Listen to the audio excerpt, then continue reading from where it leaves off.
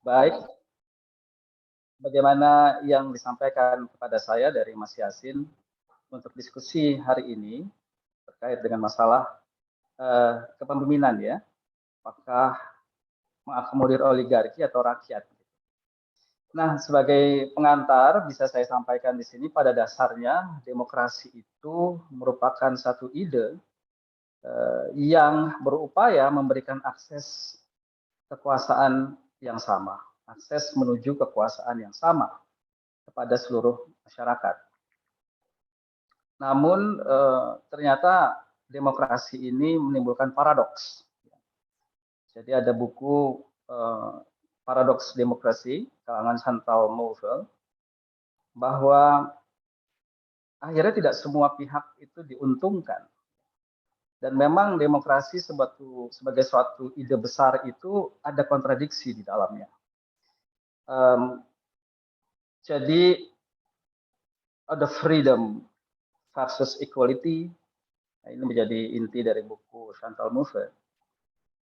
Kemudian Larry Diamond juga menunjukkan paradoks itu antara keterwakilan dan governability, representativeness and governability. Apakah memang keterwakilan atau kualitas pemerintahan yang sebetulnya diinginkan gitu. Karena kalau orientasinya adalah governability itu kadang-kadang tidak mesti harus representatif.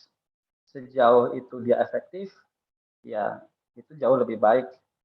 Tapi ada yang mengatakan demokrasi intinya adalah keterwakilan.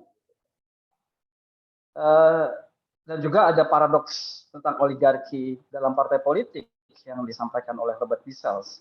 Jadi memang demokrasi, kita harus siap sebagai suatu bangsa yang menginginkan demokrasi, bahwa demokrasi ini satu hal yang paradoks. Dan intinya ada peluang tadi disampaikan oleh Mas Abdul Aziz bahwa jangan-jangan demokrasi ini terbajak begitu ya. Nah, kita akan coba fokus membahas ke sana. Nah, kalau kemudian sesuai dengan tema negara ini cenderung kemana, apakah cenderung ke oligark atau cenderung ke rakyat, yang jelas ibarat satu racing, satu lomba lari, kecepatan rakyat ke negara ya sebagai pemegang kekuasaan itu kalah jauh dengan kecepatan oligarki menuju akses kekuasaan. Sehingga tidak mengherankan kalau kemudian pertemuan oligark dengan pemegang kekuasaan atau negara itu lebih dulu berkali-kali lipat ketimbang rakyat. Sehingga tidak mengherankan pada akhirnya kebijakan-kebijakan yang dilahirkan oleh negara ini karena didatangi lebih dulu oleh oligark, ya menjadi sangat dipenuhi oleh nuansa oligarki. Itu awalan sekaligus kesimpulan sebetulnya dari apa yang ingin saya sampaikan pada sore ini. Nah, penyebabnya mengapa oligarki ini memiliki kemampuan melesat jauh lebih cepat ketimbang rakyat ke negara. Dari beberapa literatur yang saya baca, itu setidaknya saya merangkum menjadi ada 8 penyebab. Ya. Yang pertama, karena memang DNA oligarki ini agile, ya. Oligarki ini dibesarkan oleh satu komunitas bisnis. Kalau kita ingin menempatkan oligarki di sini sebagai kekuatan atas dasar kekayaan, yang memang tertempa untuk agile. Dia tertempa untuk agile, adaptif, memiliki kemampuan untuk melihat peluang, ya, pandai melihat peluang, dan punya orientasi untuk mempertahankan dan terus meningkatkan kekayaan. Nah, dengan karakteristik seperti ini atau political DNA seperti ini, dia cenderung memang bisa lebih adaptif begitu ya, dan lebih cantik dan lebih rigorous untuk meraih apa yang diinginkan versus masyarakat ya, yang DNA-nya itu di Indonesia itu cenderung nerimo ya, nerimo. Bagaimana nggak nerimo, ini situasi negara kayak gini sudah sangat sulit, tapi ya kelihatannya masih tenang-tenang saja, misalnya begitu ya. Dan perlu waktu lama untuk bisa sadar dan kemudian menumbangkan satu rezim begitu. Sementara oligarki ini cepat. Dan kemampuan bertransformasi inilah hakikat dari DNA-nya oligarki. Bagaimana tidak, ketika Pak Harto turun, goyah jatuh ya, di bulan Mei 98, sebetulnya oligarki itu limbung. Karena patron mereka yang utama untuk eksis di masa Orde Baru itu tumbang. Nah, sebagai oligarki tipe sultanah gitu ya, menurut oligarki tipe sultan lah gitu, maka ketidakberadaan sultan ini membuat goyah. Namun karena DNA-nya itu terbiasa untuk adaptif, Agustus itu diam-diam mereka sudah berada di balik jajaran partai politik. Baik langsung sebagai pengurus di dalamnya, atau tidak langsung sebagai penyandang dana. Yang sooner or later dia akan menguasai partai itu dan terbukti belakangan saat ini. Jadi bagaimana mereka sangat agile. Mei goyah, tapi Agustus sudah bernafas lagi dan sudah hidup lagi. Dan kita bisa lihat kalau kita perhatikan, pendiri-pendiri partai itu kebanyakan intelektual, aktivis, akademisi ya, awal-awalnya tuh. Tapi sekarang adalah era yang disebut oleh Pak Akbar Tanjung sebagai era saudagar yang menguasai partai politik. Dan itu terlihat pada saat saya melakukan penelitian ya. Sebagai peneliti muda, waktu itu di tahun 2000, saya melihat bagaimana kepengurusan partai di awal-awalnya itu sangat intelek. Bahkan Gus Dur mengatakan ini partai politik atau universitas sih gitu ya. Banyak profesornya, banyak doktornya gitu ya. Tapi coba belakangan, bahkan oligark ini tidak mau lagi bermain di balik layar. Mereka ingin langsung menguasai parlemen dan kuncinya adalah membuat partai politik. Sehingga sekarang ada beberapa partai politik yang dibentuk oleh oligark. Jadi luar biasa transformasinya. Sementara rakyat hanya menjadi penonton di luar. Yang langsung masuk ke dalam inner circle kekuasaan adalah oligark. Ini karena masalah DNA pertama. Yang kedua, politik biaya tinggi. Ini sudah menjadi rahasia umum dan menghasilkan demokrasi for sale lah, begitu ya. Kajian Berenskrodt dan Aspinall. Karena memang ini serba uang. Makanya Mahfud MD mengatakan 92% kandidat dalam pilkada itu dibiayai cukom atau investor istilahnya ya, atau ya oligark sebetulnya. Karena memang tahapan-tahapan mulai dari pencalonan, pencarian perahu ya, kita sebutnya sewa perahu gitu ya, kemudian deal dengan partai lain, kemudian membentuk koalisi, menentukan agenda-agenda politik, sampai siapa yang akhirnya mengeksekusi agenda itu butuh negosiasi yang mahal. Dan disitulah peluang masuknya oligarki untuk membiayai itu semua. Tentu saja tidak ada yang namanya freelance ya, tidak ada yang makan siang gratis. Karena tentu saja tetap orientasi oligarki ini sebagai kata Herbert Fried, Jeffrey Winters mengatakan oligarki itu sebagai politik mempertahankan dan meningkatkan kekayaan. Tentu saja apa yang dilakukan oleh oligarki itu tidak gratis gitu ya. Dia akan menjadi suatu kekuatan yang nantinya akan meminta imbalannya gitu ya. Baik kompensasi kebijakan gitu ya, agenda program-program pemerintah, atau dia memveto. Makanya ada istilah vetokrasi. Nah, ini paling berbahaya. Oligarki kalau sudah masuk menjadi vetokrasi, di mana dia bisa memveto kebijakan apapun, dia bisa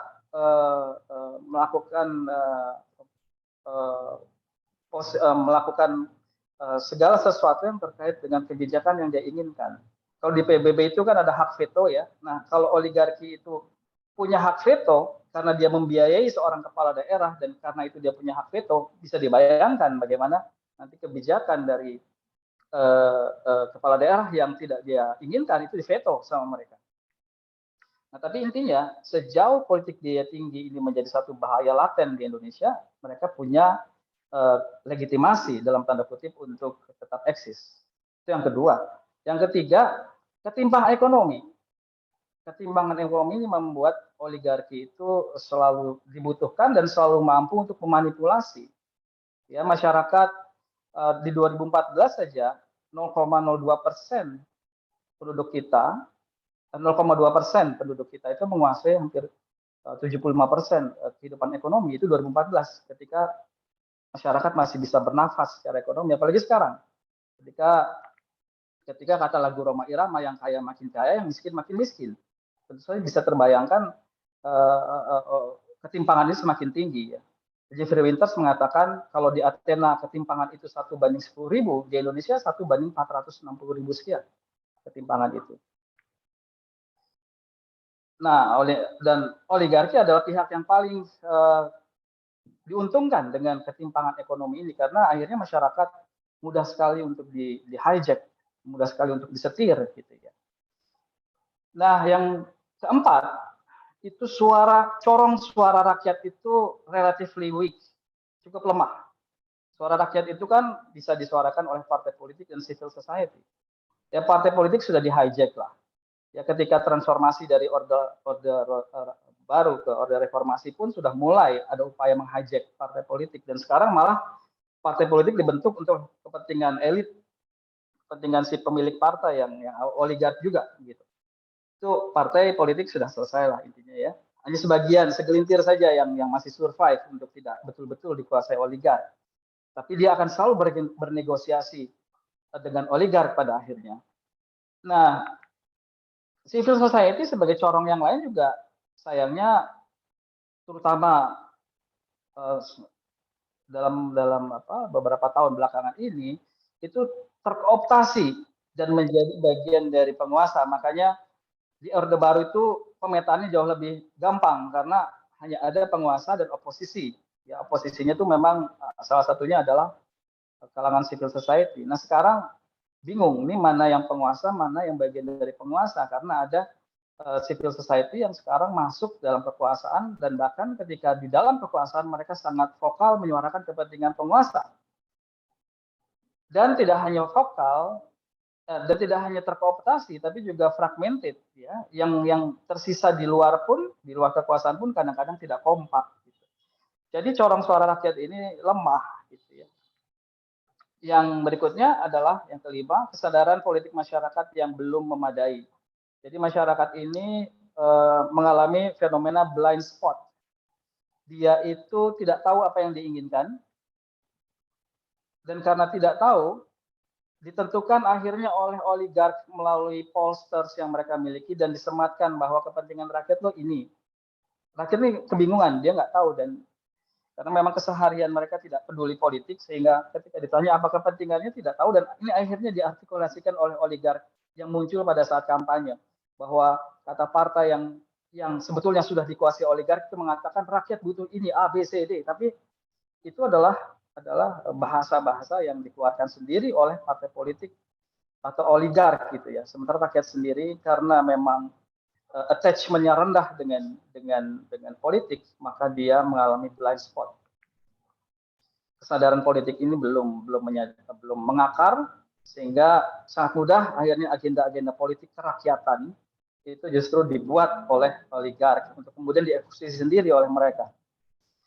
Kemudian yang berikutnya adalah lingkungan ya yang kurang mendorong penguatan demokrasi. Ini membuat oligark semakin subur ya karena lingkungannya memang budaya berdemokrasinya lemah, ketimpangan sosialnya tinggi, penegakan hukumnya juga lemah dan juga ada fenomena stick and carrot, political injustice. Jadi pemerintah itu kalau dia manut dikasih carrot, tapi kalau nakal dipukul pakai stick gitu.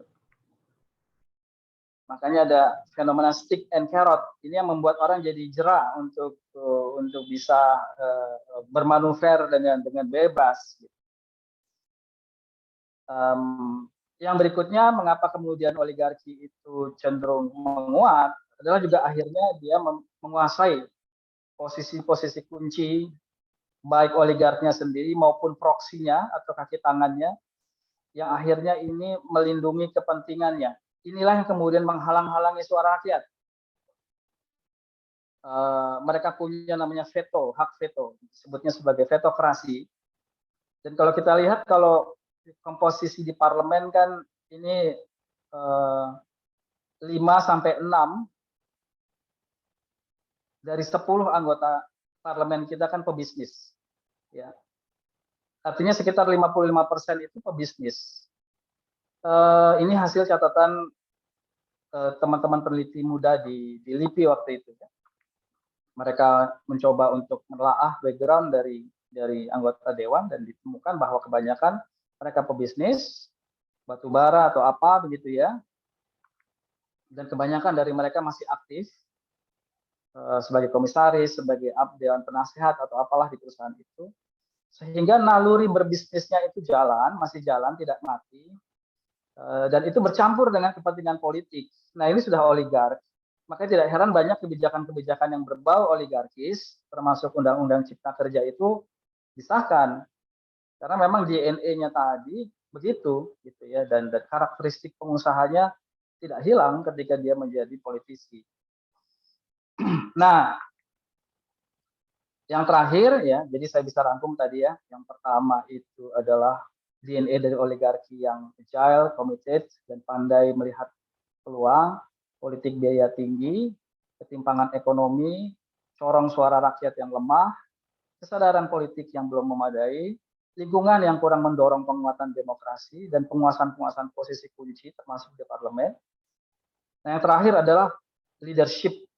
Jadi kita tidak memiliki leadership, mulai dari presiden, menteri-menterinya, anggota dewan, dan sebagainya, yang betul-betul berkeinginan kuat untuk melawan oligarki.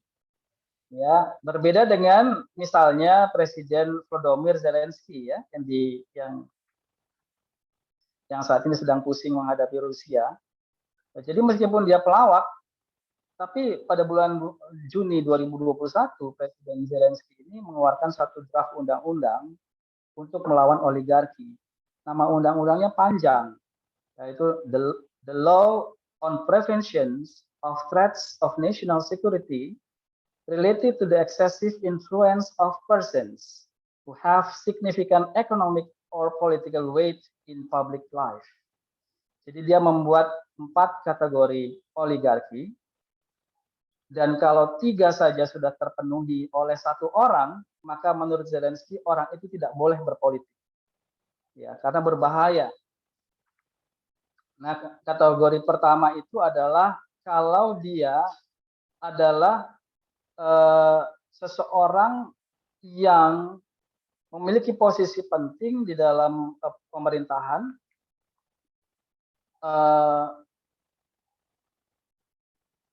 yang kemudian adalah orang penting juga di dalam partai politik, begitu ya.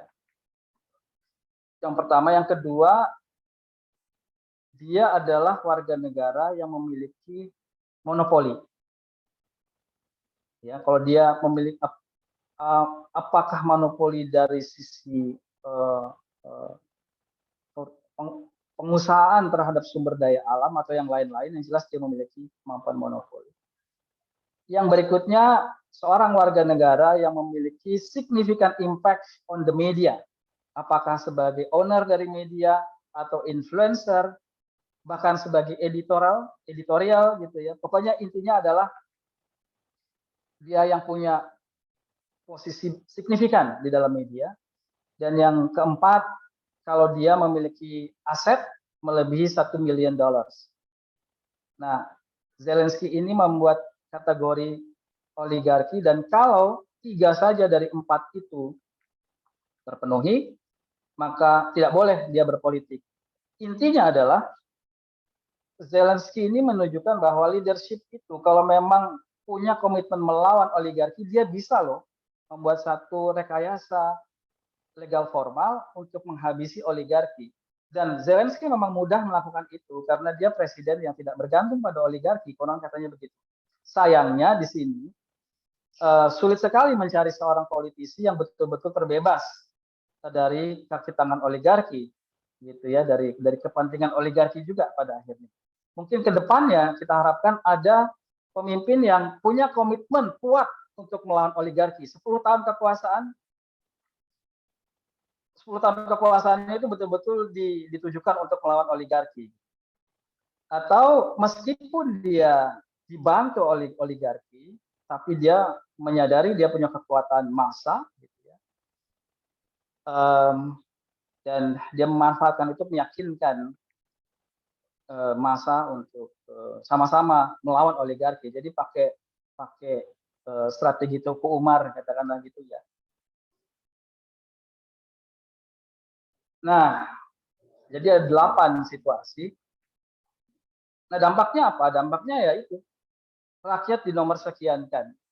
Demokrasi kita menjadi semakin artificial, semakin berupa prosedur saja, tidak berjalan dengan penuh, dan ini sudah digambarkan oleh banyak lembaga survei atau lembaga kajian demokrasi baik nasional maupun internasional ya, yang mengatakan bahwa Indonesia saat ini demokrasinya bersifat elitis atau bersifat iliberal demokrasi atau delusif demokrasi, atau ada yang mengatakan demokrasi yang cacat, low demokrasi, atau ada yang mengatakan low quality of demokrasi. Jadi silakan saja dibuka berbagai macam hasil kajian mengenai kondisi demokrasi di Indonesia, akan terlihat dengan jelas bagaimana artificialnya kehidupan demokrasi saat ini, dan itu kemudian menyebabkan ya secara ekonomi ada ketimpangan yang terasakan juga, ada disparitas.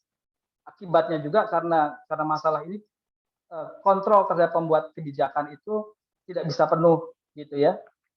Hanya justru elit-elit saja yang bisa saling mengontrol gitu ya, yang bisa saling kemudian mengoreksi seperti apa yang terjadi beberapa hari ini gitu ya. Bagaimana ada seorang pimpinan pemerintahan, bagian dari pimpinan salah satu departemen yang kemudian dicokok oleh kejaksaan gitu ya. Kemudian kebermanfaatan demokrasi menjadi tidak terasa ya. Dan saya khawatir kalau begini terus long termnya itu membuat demokrasi mengalami stunting.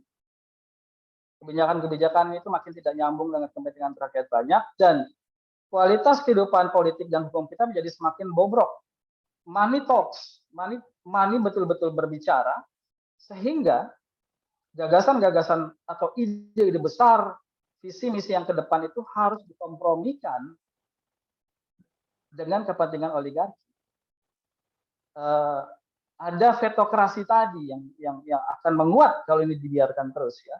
Jadi sebaik apapun ide itu, sebaik apapun figur itu, akhirnya dia harus berkompromi, dan kadang-kala dia harus menerima, dia diveto oleh oligarki.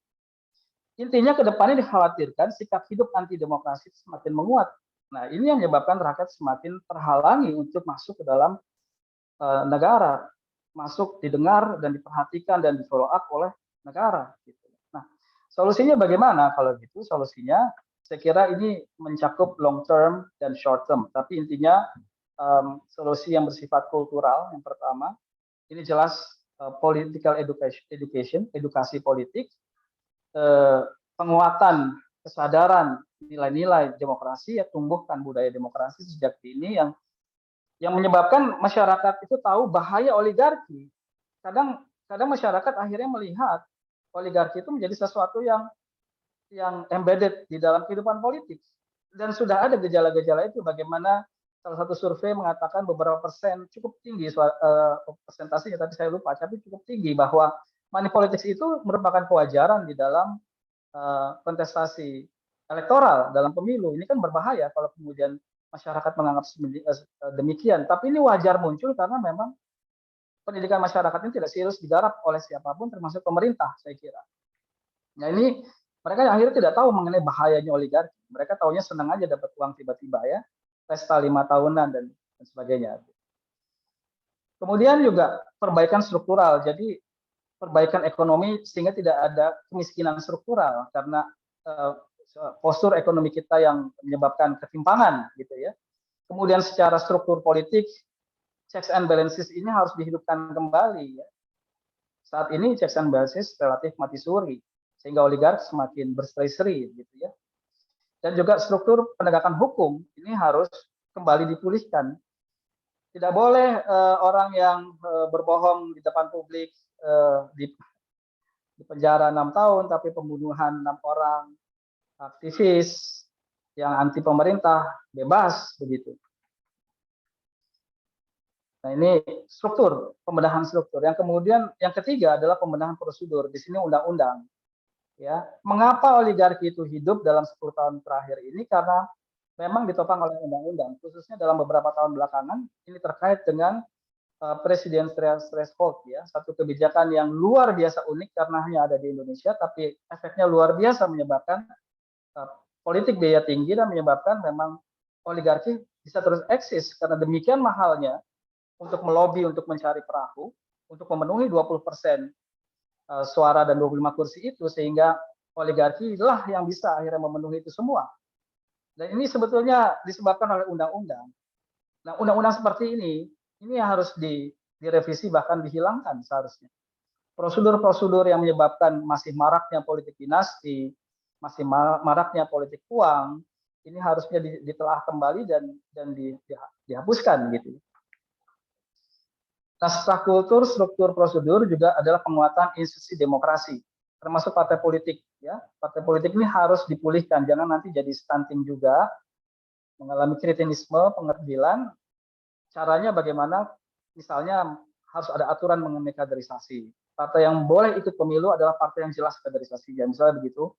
Kemudian didukung oleh peraturan yang makin membuat partai ini mandiri secara finansial, ya. Ini harus terus digodok. Bagaimana caranya? Yang jelas jangan sampai oligarki terus-menerus menguasai partai politik. Dan kuncinya memang partai politik harus mandiri secara finansial. Nah, above all, yang terakhir, saya kira leadership ini penting. Kita membutuhkan seorang pemimpin yang berkomitmen kuat terhadap pemeliharaan demokrasi dan terhadap upaya-upaya untuk melawan oligarki sampai ke akar-akarnya. Kita butuh leadership seperti itu. Karena above all itu menurut saya, di atas itu semua adalah leadership. Itu yang paling utama. Karena kalau kita sudah baik secara kultural, struktural, prosedural, institusional, tapi kalau leadershipnya lemah, payah dan selalu diveto oleh oligark, ya maybe we will have the same old story. Nah, terakhir bagaimana peluangnya, tapi walau bagaimanapun tetap ada peluang, ya.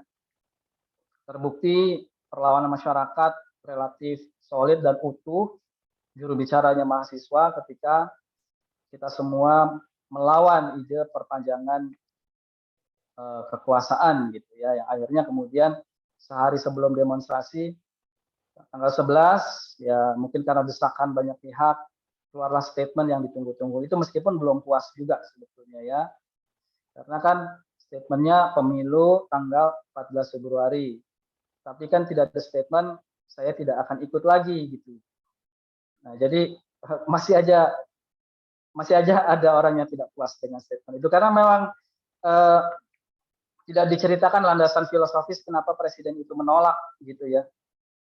Beda dengan penolakan SBY, walaupun sebentar statementnya, tapi ada alasan yang kita yakin bahwa dia punya alasan mendasar mengapa menolak apapun terkait dengan perpanjangan itu. Apalagi juga track record presiden masih bisa kita bongkar-bongkar, sehingga tidak heran kalau kemudian ada orang yang masih meragukan juga statement beliau. Peluangnya itu civil society belum mati seutuhnya. Kemudian ini yang berikutnya, kondisi kita masih demokratis walau bagaimanapun, sehingga ya makanya ada orang-orang yang tidak percaya oligarki kuat, karena walau bagaimanapun pilkada itu membutuhkan kemampuan oligarki untuk mau mendengar kepentingan rakyat dikit-dikit lah gitu, nggak seutuhnya oligark, karena dia akan kalah dalam pemilu kalau betul-betul menjauh dari masyarakat. Kondisi demokrasi kita walau bagaimanapun tetap memberikan peluang bagi demokrasi itu sendiri. Dan peluangnya mungkin nanti the new leadership ya di tahun 2024, siapa tahu kita punya satu figur pemimpin untuk mau melawan oligarki seperti Zelensky. Saya kira demikian yang bisa saya sampaikan. Terima kasih. Assalamualaikum warahmatullahi wabarakatuh. Waalaikumsalam warahmatullahi wabarakatuh. Terima kasih Prof atas pemaparannya. Tadi kita melihat secara lengkap ya pemaparan Prof Nur terkait mengapa oligarki itu lebih cepat menuju akses ke kekuasaan. Itu ada 8 yang disampaikan. Kemudian beliau juga mencontoh misalnya Presiden Zelensky yang ingin mencoba bagaimana mengatur ulang oligarki itu agar tidak terlalu mencengkram bangsa kita. Dan juga beliau juga tadi menyampaikan solusi-solusi yang perlu disampaikan untuk membendung arus oligarki ini. Salah satu diantaranya adalah political education, kemudian perbaikan struktural dengan cara memperkuat check and balances, ya, dan seterusnya. Tapi karena memang diskusi masih sangat menarik, Prof. Dan ini juga udah masuk berbuka puasa, tapi saya kira masih ada peluang. Mohon maaf, Prof, untuk menjawab pertanyaan dari peserta diskusi ini. Yang pertama, ini pertanyaan dari Muhammad Kutub. Dia mengatakan sangat menarik diskusi mengenai politik oligarkinya. Prof, izin bertanya, apakah ada peluang titik balik seperti peristiwa 98 akan terulang lagi kalau misalnya oligarki masih mencengkram bangsa kita gitu, di mana masyarakat merasa jengah dengan politik-politik kotor yang mengatasnamakan rakyat. Mengingat kalau melawan oligarki dari dalam saat ini rasanya sangat sulit. Itu yang pertama, Prof. Kemudian yang kedua, ini pertanyaan dari Daeng Salemude. Beliau mengatakan kita sudah sepakat memilih demokrasi, kenapa tidak kelihatan upaya para sarjana kita untuk mengevaluasi dan melengkapi demokrasi kita dengan berbagai rambu-rambu yang dapat menjauh dari oligarki dan vetogarki. Itu dua pertanyaan yang mungkin ada itu, Prof. Mungkin bisa langsung dijawab saja, Prof. Ya, saya masih ingat waktu itu ada satu tulisan yang sangat meyakinkan dari Jeffrey Winters bahwa penyebab kejatuhan Pak Harto itu hanya satu saja, tumbangnya ekonomi. Ya, sebagai salah satu pilar yang utama waktu itu, kebanggaan Orde Baru adalah pembangunanisme yang kemudian terwujudkan dalam kehidupan ekonomi yang jauh masih membaik dibandingkan Orde Lama, tapi ternyata tahun 90-an kolaps. Nah, kalau kita lihat, dan saya khawatir sebetulnya, bisa jadi kalau ekonomi semakin terpuruk, semakin buruk, masyarakat semakin sulit hidupnya, bukan tidak mungkin apa yang terjadi di Sri Lanka sekarang akan terjadi juga di Indonesia. Sri Lanka yang hanya ratusan triliun loh utangnya, kolaps. Apalagi kita yang sudah sampai ribuan triliun. Dan kalau kita lihat gelagat bagaimana pemerintah mengemplang pengusaha dan yang lain-lain untuk menutupi ini itu sudah mulai terasa ya. Jadi para pengusaha itu sudah mulai terasa bagaimana pemerintah ini semakin kasar dalam mengutip-ngutip gitu. Dan semakin menyerahkan itu kepada masyarakat. Akhirnya gitu ya. Untuk ikutan urun rembuk lah, urun gimana ya, urunan gitu ya. Nah, listrik kah, BBM kah, semuanya gitu. Saya khawatir ini kalau terus berlangsung, ya masyarakat Indonesia yang nerimo itu akhirnya ada batasnya juga. Ya, itu yang pertama. Kemudian saya kira yang kedua, yang dulu kita menjadi semakin tidak suka dengan Pak Harto adalah ketika Pak Harto semakin menjauh ya. Orang pengen bebas KKN kok malah mengangkat anaknya Tutut menjadi salah satu menteri. Jadi ini memang ajaib kekuasaan itu bisa membuat orang yang tadinya bersama kita sekarang menjadi bersama lawan gitu. Nah, saya khawatir Pak Jokowi tidak cukup sensitif di dalam melihat ini sehingga dia tetap mempertahankan orang-orang yang sebetulnya sudah mulai tidak disukai oleh rakyat. Sehingga citra dia menjadi semakin merupakan sosok musuh itu semakin kuat. Gitu. Nah sekarang kan kita bisa lihat gejala-gejala orang mentertawakan pemerintah ini kan semakin hebat gitu loh. Lihat aja medsos lah ya, media-media sosial itu kan semakin berani gitu. Nah kalau kombinasi antara keterpurukan ekonomi dan sikap politik yang tidak sensitif ini terus berlangsung, bisa jadi ya, saya sih tidak mengharapkan itu sebetulnya. Bisa jadi ada pengulangan di tahun 98, bisa jadi yang turun tidak hanya mahasiswa. Gitu. Itu yang pertama ya. Yang kedua, mohon maaf tadi terkait dengan vetokrasi itu apa ya? Demokrasi sudah jalan, tapi vetokrasi lah kira-kira, Prof. Ya, vetokrasi sebetulnya. Tapi demokrasi sudah terjadi, tapi apa? Saya lupa pertanyaannya. kita sudah sepakat memilih demokrasi, kenapa tidak kelihatan upaya para sarjana kita? Gitu. Jadi gini Bapak, ada seorang anggota Dewan yang jujur, beberapa lah, yang mengatakan bahwa ketika membuat kebijakan, hasil kajian kita intelektual itu hanya pemanis saja Pak. Berakhir untuk kelihatan ada partisipasi publik, ada naskah akademis, gitu. Itu dipertunjukkan di depan wartawan dan sebagainya. Tapi in the end of the day, bukan itu yang jadi patokan Pak. Oligarki. Gitu. Jadi kita sudah berupaya di setiap momen, di setiap undangan, di setiap acara gitu kita suarakan, baik melalui pembangunan opini, wacana, melalui tulisan, riset dan sebagainya sudah kita wacanakan, kita serahkan semua. Tapi ya karena kadung mudah dikuasai oleh oligarki ini yang akhirnya menyebabkan situasi kita menjadi begini. Jadi memang kekuatan kita ini terbatas akhirnya. Kita hanya bisa menyampaikan pesan-pesan mengenai kemudian akan diapakan pesan-pesan itu, hasil kajian itu ya bukan berada dalam ranah kita lagi.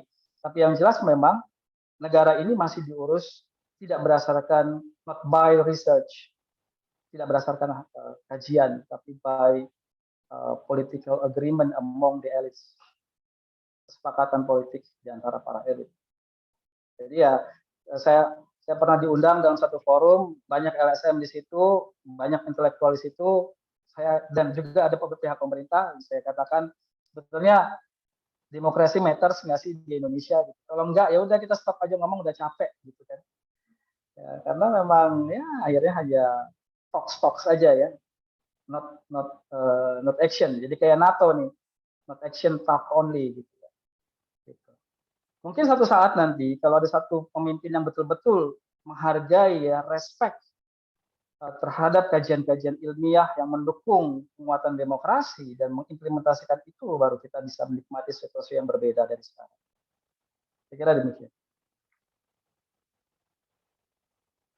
Oke, terima kasih banyak Prof atas pemaparan yang luar biasa pada hari ini ya.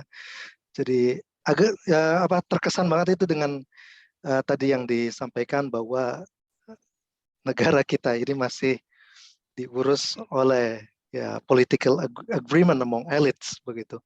Dan ini juga sangat menusuk sekali dan perlu kita gembar-gemborkan lebih jauh dan kita sadarkan masyarakat secara lebih luas, entah lewat lembaga BRIN ataupun Dialektika Institute dan juga lembaga-lembaga civil society lainnya. Mari kita gaungkan bahwa oligarki sangat berbahaya sekali bagi kehidupan berbangsa dan bernegara kita. Dan sekali lagi saya terima kasih banyak Prof atas kehadirannya pada diskusi kita hari ini, dan terima kasih kepada para peserta sekalian yang turut aktif dalam diskusi kita hari ini. Semoga kita ada ketemu lain di tempat yang sama Prof pada diskusi-diskusi kelanjutan terkait demokrasi dan oligarki ini. Terima kasih banyak Prof atas kehadirannya dan terima kasih para peserta sekalian. Kita akhiri dengan doa kifaratul majelis. Ya, subhanakallahumma wa bihamdika asyhadu an la ilaha illa anta astaghfiruka wa atubu ilaik. Sekian dari kami. Assalamualaikum warahmatullahi wabarakatuh. Waalaikumsalam warahmatullahi wabarakatuh. Selamat berbuka Prof. Sama-sama, selamat berbuka. Terima kasih Prof Firman. Terima kasih Prof. Izin live ya. Terima kasih Prof.